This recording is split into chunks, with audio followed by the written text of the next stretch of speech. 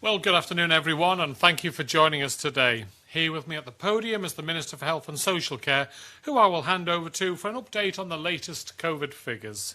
David. Thank you, Chief Minister. The total number of tests undertaken is 52,379. The total number of tests concluded is 52,363, and that means we are awaiting the results of 16 tests from the lab. There has been one new case identified. That case is currently from an unknown source, but contact tracing is ongoing.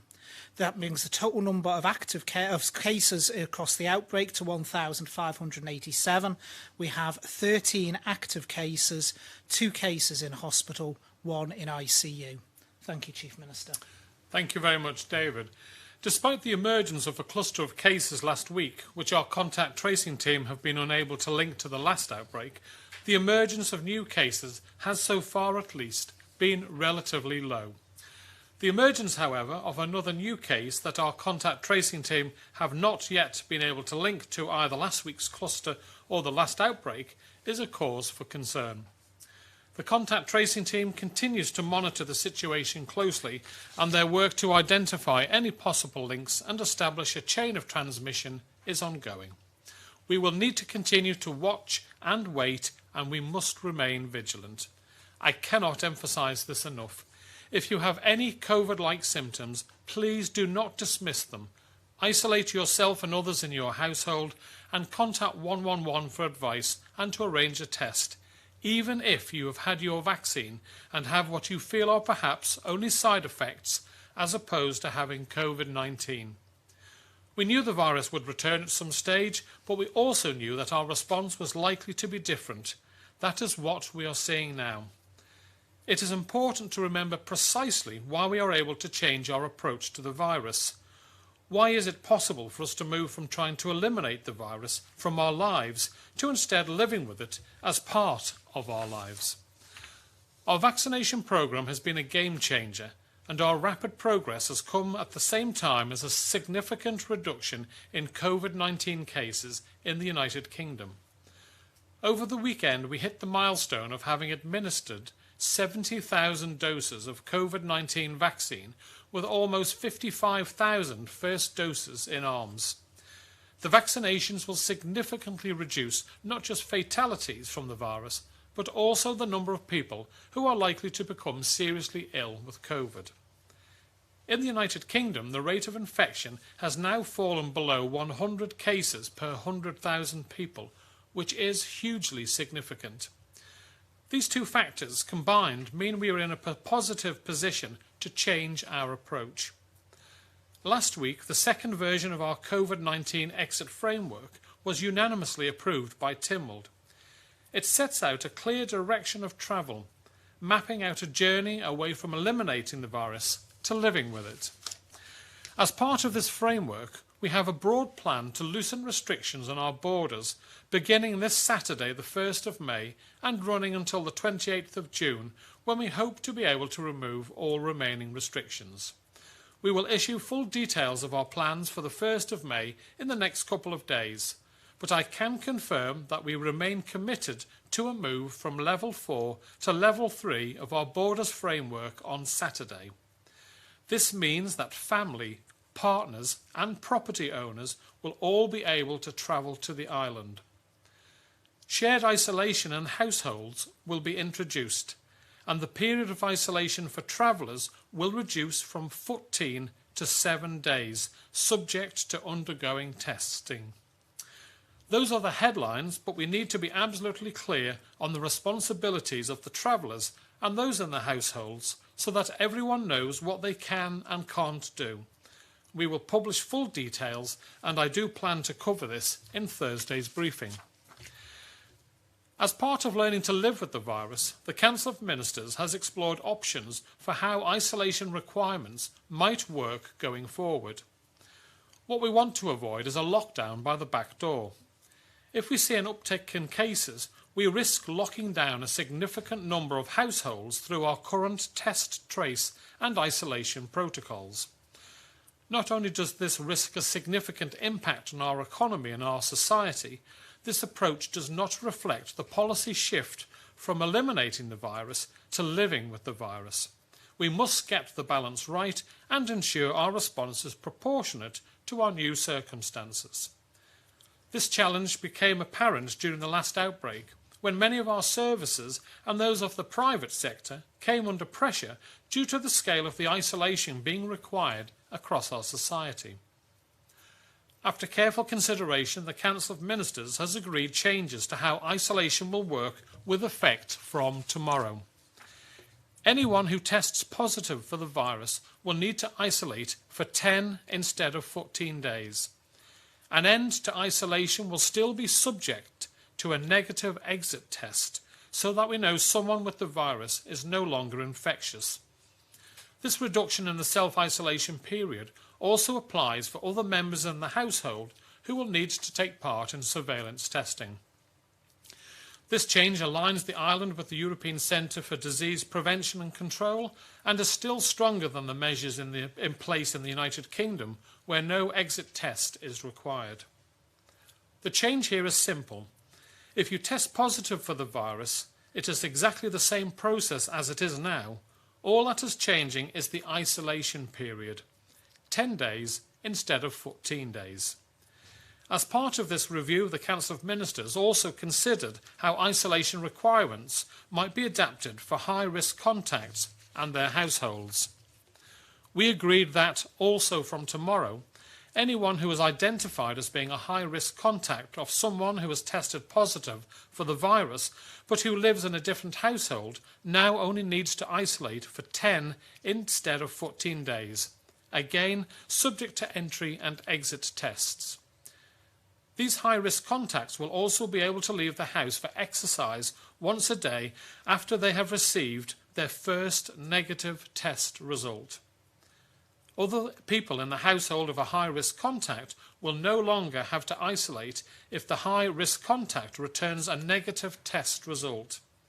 Vigilance here by everyone in the household of a high-risk contact will be extremely important. These changes come into force from 1 minute past midnight tonight in tomorrow morning and will apply retrospectively to those currently in isolation.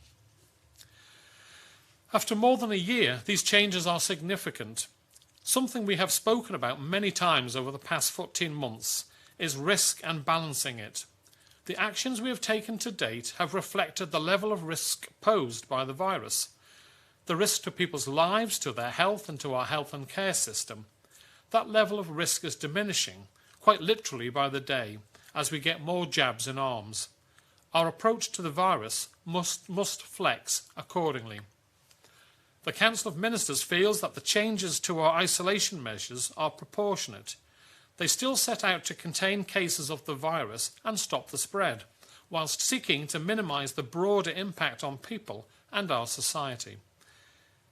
Every change we make carries risk, but also should be seen in the context of moving forwards or learning to live in a world with COVID. The pandemic continues to present real challenges to us, and we need to navigate a careful path through with the biggest picture in mind. It will, I am sure, take some time for all of us to adapt and adjust. I know there are a few topics that the Health and Social Care Minister would like to cover, so I'll hand over to David. David. Thank you, Chief Minister. The 111 team has dealt with many calls over the weekend where people have demanded new appointments to fit in with non-urgent travel plans and work commitments. We understand that people want to make plans, we all do, but please arrange your holiday or other plans around your appointment, as the timing of the second dose is medically important. Getting as many people vaccinated with second doses is our way out of this. Please understand this is our priority for the sake of our whole community and to ensure we can all travel freely in the future. People who refuse or reject their second dose appointments will end up at the back of the queue potentially and may well miss out on the 12-week recommended interval for optimum vaccination benefit. Sadly, there has also been a number of cases of people calling the 111 line this weekend being rude and abusive. It is unacceptable for the staff on 111 who have been working hard throughout this pandemic to be spoken to rudely or threateningly, and it won't be tolerated. All of the 111 staff are doing their best, Our vaccination programme is galloping ahead, with first doses due to be done by mid-May. I also need to be absolutely clear, people can't demand their booking is changed for non-medical travel. The 111 staff have a complex jigsaw to fit together, people requiring their first doses, the correct timing of the second doses, the throughput of our vaccination hubs, and based around the supplies of vaccine that we receive.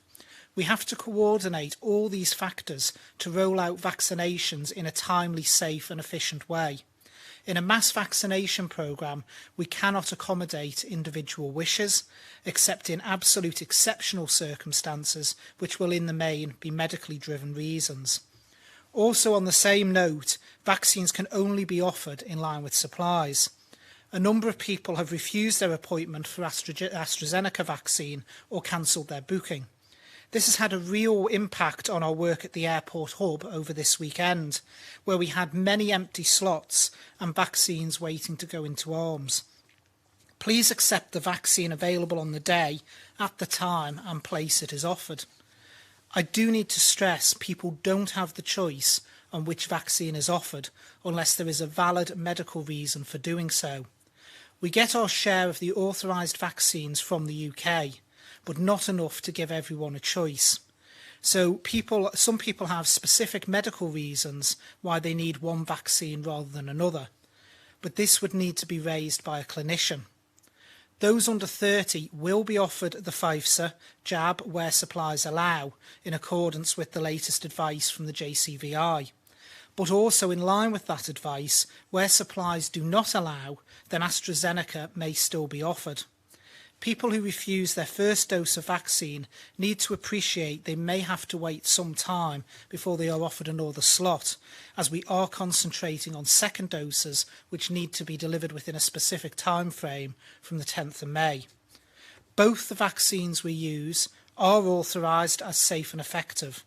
The latest research suggests that they are driving down transmission of the virus more quickly and powerfully than was originally hoped for.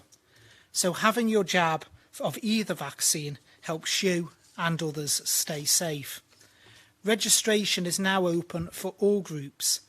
Please do so if you haven't already. There is no need now to wait for your invitation letter. Registration is crucial. It helps us match the supplies of vaccines we receive with slots, staff and facilities. We cannot waste the vaccine, and we plan sessions so that this does not happen. We are now very keen to get all first doses given before we move on to the high volume of second doses to meet the 12-week interval. On the topic of vaccination appointments are being sent out via email to those who have registered online. Please ensure you check both your inbox and junk folders for this email. It is important that you click Confirm My Booking on the email to book your appointment. It is not a simple acknowledgement. You physically need to click into the email and click on Confirm My Booking. A prompt email will be sent if no confirmation is received after 2 days. Those who don't confirm can risk their appointment being given away to ensure no spaces are missed. If you can't make the appointment for an essential reason, please call 111 as soon as possible. I would also urge employers to permit employees to leave work where practical in order to receive their vaccination, should their appointment coincide with the working day. The last topic I want to touch on is a bit of a myth that's been going round, and I know has been causing some concern, particularly in the younger age groups, in relation to vaccination, and that is that's being circulated widely on social media, that the COVID vaccine affects fertility. This is completely and utterly incorrect. It has come about from a scare story circulating on the internet that claims the antibodies produced by the COVID-19 vaccines not only bind to the spike proteins of the virus, but also to something called synthetine 1, which is a protein that plays a role in placenta development. The claim being made is that the vaccines inactivate this protein, causing infertility. It is completely untrue, and in fact there is an abundance of reasons why it cannot be true. The first is both proteins have very little in common. they are only 0.75% identical, compared to, say, drugs for multiple sclerosis that have an 81% similarity to Synthetone 1, yet don't cause infertility. But one of the main things that shows it's untrue is logic. If someone catches COVID-19, they are exposed to those same proteins in much larger quantities than via vaccination. That would mean catching COVID-19 would actually create a huge risk of infertility, which it also does not. So sadly, this is another of those scare stories, and I would urge people that rather than using generalised websites or social media for their information, they go direct to reliable professional bodies such as the MHRA and the JCVI. Thank you, Chief Minister. Thank you very much, David. Let's now move on to questions. And first we have is Alex Bell from BBC Isle of Man. Good afternoon, Alex. Fast am I. Good afternoon. It is a very short lead-in to publish the terms under which people can travel as little as 2 days before the border rules change on Saturday. Can you really expect any of the newly allowed people to travel over on the 1st of May if they don't know what their plans will look like? Well, we've already said they'll be able to isolate with family members for 7 days, so that's a fair bit of information. The paperwork will be available in the next couple of days, but unfortunately, Alex, because of the outbreak, we've had to hold off a little bit longer just to make sure that it's hopefully under control, and the data is improving all the time with injections for the vaccine and also the infection rate in the UK. So yes, it is only a few days beforehand, but that's why we're announcing it now. The data will be there, but the fundamental part is you'll be able to go online. The form will be very similar to what we have now. We'll just be altering the compassionate bit to allow people who are family members, people who own property, and partners, and and that will then enable them to get their number and travel to the island. So you'll be able to quarantine with a family now for 7 days. You can have it. That's if you have the test, and therefore the change from 14 days to 7 days should enable a significant number of additional family members to be able to come over and visit. And does quarantine completely end after 7 days, or is it on a reduced basis as it was last summer? It'll be on a reduced basis as last summer, so you won't be able to maybe go to the Villa or the Gaiety, and we'll be giving more details about this in the next 48 hours. Okay, thank you. Under the new exit strategy, which is now in place, how many unexplained cases in a day would you need to see to take any action beyond contact tracing and self-isolating?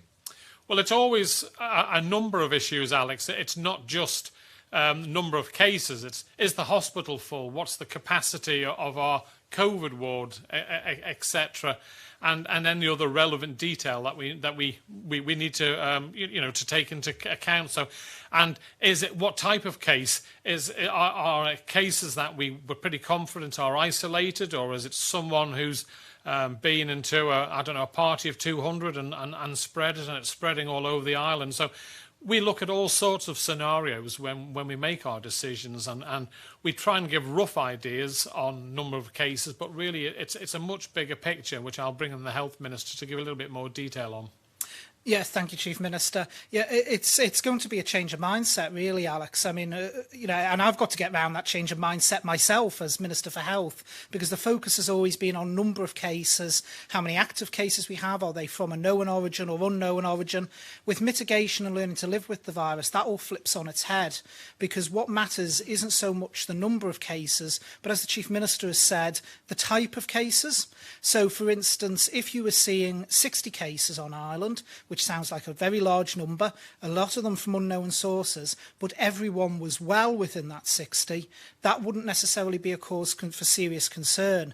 If, however, you had 20 cases and all 20 were seriously unwell requiring hospital treatment, then that's a different matter, because that would then be causing issues with the hospital. So as we go forward, it's not about numbers, because in that scenario, you may actually have a stronger reaction to the 20 cases than you would to the 60.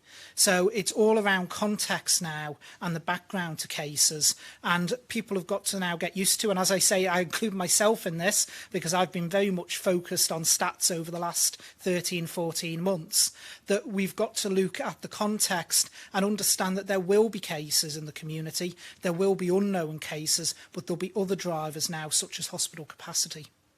So is this a message to the public today, really, to effectively stop worrying about the daily case numbers and look further into them? Yeah, so I've put this message out since mitigation began in the interviews I've been doing. And I've got to get myself out of the habit as well that the driver isn't the number of cases. We will still obviously be publishing that as we go forward for now in terms of the number of cases that are identified. But that shouldn't be the driver for decisions anymore. The driver for decisions should be what the impact on the community as a whole is. Thanks very much, Alex. Now we move on to Sam Turton from Jeff. Good afternoon, Sam. Faster Mai. Faster Mai, Chief Minister. We've been contacted by a few people in terms of the travel, and it was in the framework about shared isolation and how that will work in terms of whether families will need to get tested or whether whole families will have to isolate. How are you going to be able to ensure that this doesn't become a two-tier system over the next few weeks for those who can afford to test their family and those who can't? Well, we hope to be able to announce the cost of the test will be coming down too, Sam, and that will be announced in the next couple of days. We're also looking, instead of having 3 tests, you'll be having a test on day 1 and an exit test, so that'll only be 2 tests. So you could be looking at less than half the price. Great. And secondly, in terms of the exit framework, it's always been said that we are going to follow data and not dates. And several people have pointed out that for the past week, the UK's case figures per 100,000 is below 30, which according to our exit framework would put us at border level 2. So people are asking, why aren't we opening at border level 2? Why are we going through border level 3 instead of following the data and going straight to 2? The latest figures I've seen that it's down to 42, but it's still very good, that position. But we have to remember that we've just come out of a lockdown, Sam, where we had a significant over 1,000 cases, and therefore we've always been about taking small steps so we don't go backwards instead of taking a big step and then finding that we've got to retreat. But I'll bring in the Health Minister to expand on that. Yeah, the figures I think you quoted there are the 7-day average. Some of the exit framework works off the 14-day average. The 14-day average, I believe, is 42 at the moment per 100,000 within the UK. The important thing is that we see it consistently. What we don't want to be doing, and we've designed this whole thing and the exit strategy around this, is we don't want to be bouncing backwards and forwards between the different border levels. Now, the UK themselves have said, and Professor Chris Whitty has put out at many press conferences, that while things are starting to stabilise, they can't say with any certainty they're going to remain there and they're not going to see a bounce back up. Now, the last thing we would want to do here on Ireland is go off the data there and say, right, you've got that level, so we're going to go to 2. Then 2 weeks later, we're turning around and saying, actually, the data's gone the other way, we're rolling it back up to 3.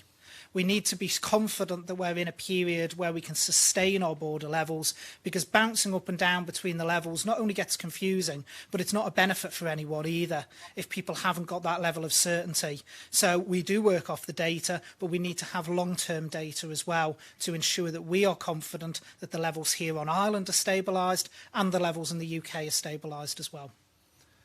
But it's fair to say, Sam, it'll only be, hopefully, fingers crossed, 4 weeks apart before between the 2 levels. So if everything carries on in the good frame that it's going. But thanks very much, Sam. We now move on to Helen McKenna from Alaman Newspapers. Good afternoon, Helen. Faster Mai. Good afternoon, Chief Minister and Health Minister. The first question is for the Chief Minister. At what point will the Isle of Man eventually stop asking people returning to the island to self-isolate 14 days if they've got COVID? Well, you travelling with COVID, you're not allowed to. We're moving, if you test for COVID on day 1, you're going from 14 days down to 10. And we're hopeful that by the end of June, if we've got all the vaccinations of all the key areas and the second vaccination, then it may well be we'll be down to just 1 test and no isolation unless you test positive, or we'll just be doing random testing in the community, depending on how the number of cases are in the United Kingdom and further afield, and the type of variants that are about. These are all unknowns, but we have that strategy going forward. So I look forward to a day when we don't have to have people isolating, that we can do a quick test, or it's so good that we've got everyone vaccinated that we don't need to worry to the extent, and we just do ad lib tests every now and then. But we're moving in a steady, good position. We're now announcing that from the 1st of May, family, partners and property owning people can come to the island. Another 4 weeks, I sincerely hope we can move to the next level. And so there is light at the end of the tunnel, and I really hope that we can get there as soon as possible. But we have to do it right. We have to make sure all our systems are in place to make it work, because as the Health Minister said, we don't want to go back in just a very short period of time, Helen. Okay, thank you. My second question is probably, again, for yourself, Chief Minister. Is the government going to publish a reader-friendly exit framework in the Courier, for example, that explains visitor rules and just is quite, lengthy, as I'm sure you're aware, and it has a lot of information. So just something that is simpler to read for people? Yeah, absolutely, Helen. I'm a big fan and KISS, keeping it simple. And I know the comms team at the moment are working on with a group to simplify the programme. Not everyone lives and breathes this topic like myself and the Health Minister, and I get that. And I'm not an expert in other people's trades, so it's really important that we do manage to get the information out there into a simple language that people understand, that it's dead easy to pick up on. So that's really important, and yes, we recognise that, Helen, and we're working on it as we speak.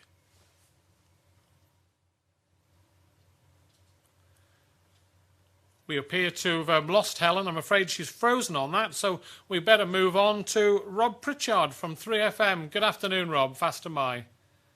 Faster my, Chief Minister. My first question, just for a bit of clarity about the upcoming isolation changes someone has asked us. It's two-pronged, this one. First of all, obviously, 10 days it'll be if someone tests positive as of tomorrow. But what about for someone who tests negative, who's potentially gone into 111 to report symptoms? And also, and I know you briefly did answer this, will people still have to pay for the tests if they have to isolate? Well, people, if you're travelling, people will need to pay for the test, but we'll be announcing a significant reduction, and there'll only be the 2 tests instead of 3 tests going forward. So there will be a significant reduction in the cost to people going forward. Will be just, but the other element, David, do you want to answer that one? Yeah, so in terms of the other element, Rob, the process remains the same for those that have a negative test who present with symptoms. Okay, thank you. And secondly, on the same sort of subject, before the changes, obviously the system has been 14-day isolation, 3 tests. If you choose not to have the test, it's been 21 days.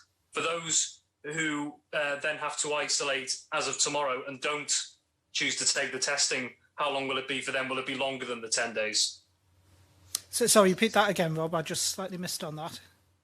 That's okay. So at the moment, it's 14-day isolation and 3 tests are in there. If you choose not to have the tests, it was 21 days. Going down to this 10-day one, if someone chooses not to have the tests, will it be longer than 10 days? Yes, it will, and we'll be making announcements around that. If people don't take up the testing options, then as per normal, it will actually be an extended period. Thank you.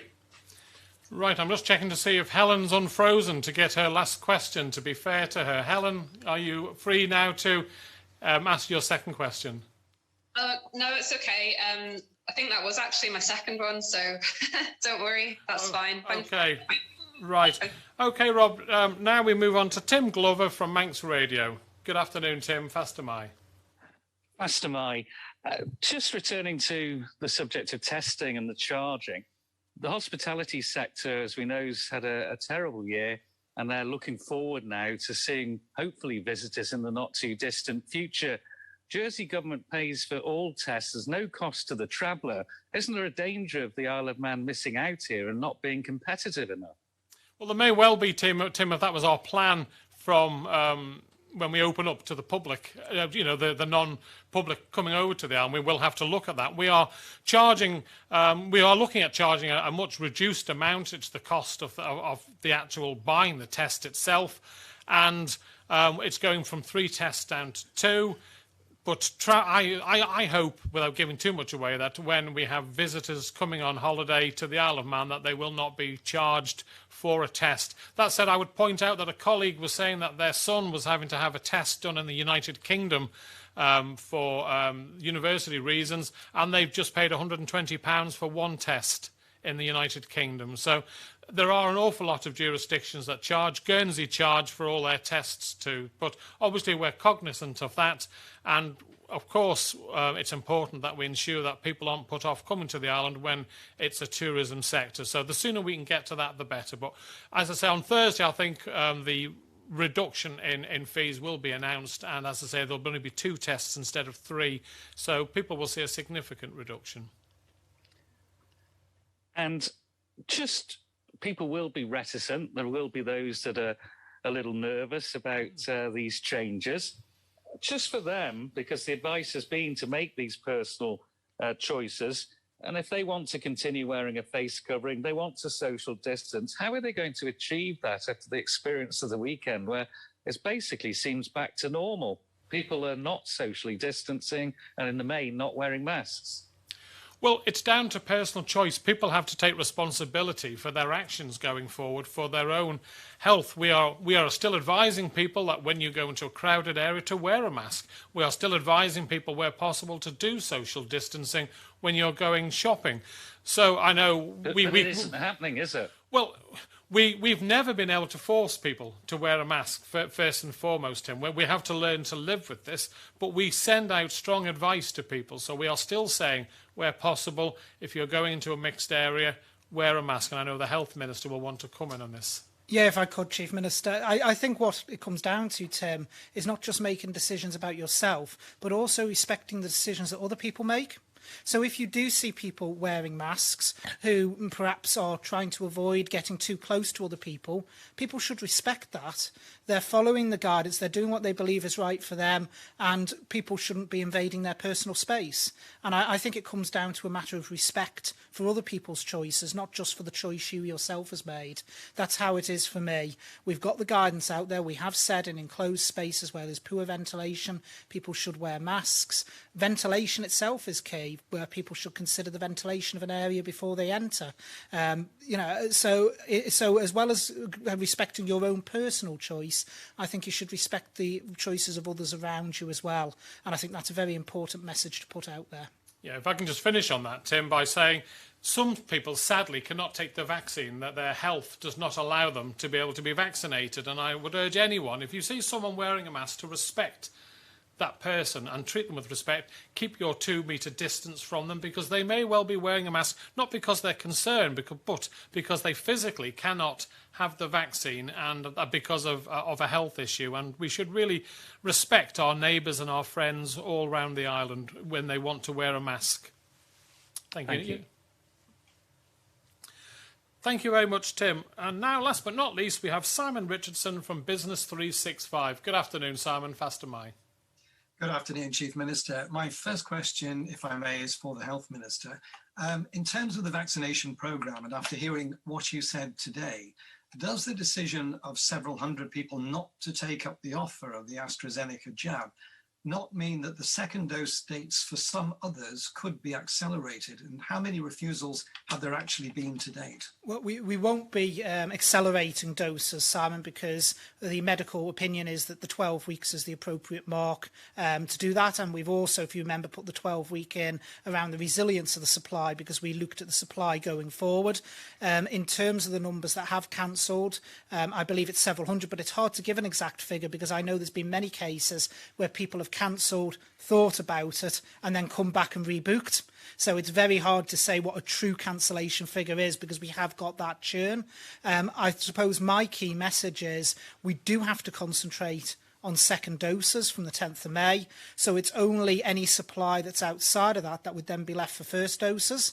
So if people want to get vaccinated, and I would urge people to get vaccinated as early as possible, then they need to be registered and in the system, really, I would say, by the start of May, in order that they can be called forward, because they do need to expect that if they change their mind after the 10th of May, because of our priority around second doses, there will actually be a delay potentially up to August before they can be vaccinated. So my message to all age groups is to come forward, that are where the vaccine's available to come forward now.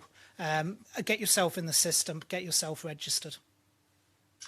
Thank you. Secondly, I think it's fair to say that everybody is feeling a degree of COVID fatigue at this stage, obviously for some much more than others. Now, some time ago, I think we asked if there'd been a discernible rise in demand for mental health services. And at the time, there hadn't been. Is that still the case? And do you envisage a legacy problem in the wake of the pandemic? The numbers are still steady, is my understanding. But I think most definitely, I think there will be a legacy. I think I mentioned the last time you raised this at a briefing that what we saw after the main lockdown last year was that things remained steady, and then we saw the peak afterwards where it started going up. And I think it will be the same situation again. Lockdown and COVID has been exceptionally hard for an awful lot of people, and there will be anxiety about the release of measures as well. Let's not try and hide that. There will be anxiety around that too. So I think we will see more referrals into the services. I've got to be brutally honest about that, and we will need to deal with that and ensure that appropriate help and support can be put in place for people. Thank you. And supplementary to that, applying your personal judgment, would you say it's now likely or unlikely that the recent unexplained cases in Ramsey and today could result in a new spike in case numbers in the days and weeks ahead? I'm not a betting man, Simon, as we know. I like to take things cautiously. I think we need to see where the data goes over the next 14 days rather than speculating. Obviously, it's a case of concern that they're unknown. But as I say, now we move into the mitigation phase. It's not around cases. It's around what impact those cases have on our community. That's what matters. Okay, thank you. Thanks very much, Simon. I think it's worth pointing out that 94% of all our vulnerable people and rising have now been vaccinated with at least a first dose. 55,000 people have had their first dose. 15,000 have had their second, and that's rising every day, that number. And those are the key statistics that I think we need to take into account, that level of protection, and the fact that the United Kingdom is in a far better position than it has been for a long, long time now. Well, thank you all very much for those questions. That's all for today, and I will be back at the podium on Thursday to talk about our border changes. Until then, take care and remain vigilant. Thank you very much. Bye-bye.